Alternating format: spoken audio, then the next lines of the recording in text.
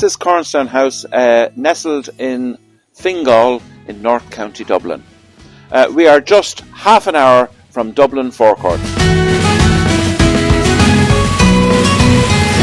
The Foster Lincoln I bought from a man called Jim Feeney.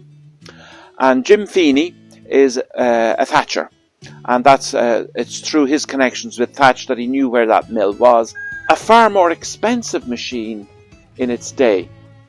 It has a unique feature in that on the side plate of the bearing that houses the main threshing drum is a small picture of a tank. This is because Foster Lincoln made tanks during the First World War. So while Ransom Jeffrey Sims were still making threshing mills during the war, Foster Lincoln made tanks.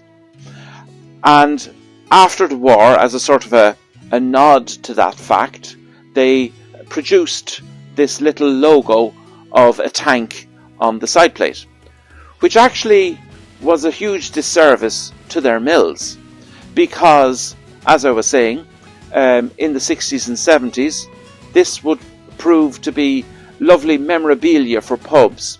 And so a lot of these mills were actually taken apart so that people could get that plate to put up on a wall, and in so doing kill the very mill that it was part of.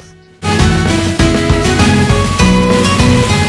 key feature of these machines is that the drum bar is 54 inches long.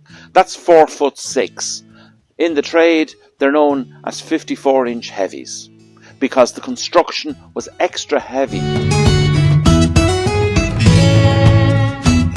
Another unique construction detail on the machines is the presence of spirit levels on each chassis member, because the machine has no way of compensating for being out of line. It must be jacked up perfectly plumb so that the hangers don't hit the chassis when it's being used.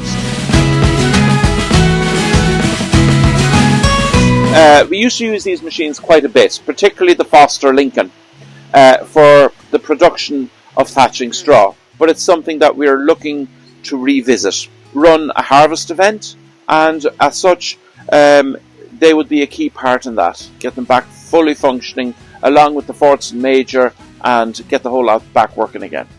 Cornstown House. Half an hour from Dublin. Vintage machinery. Lovely alpacas. See you soon.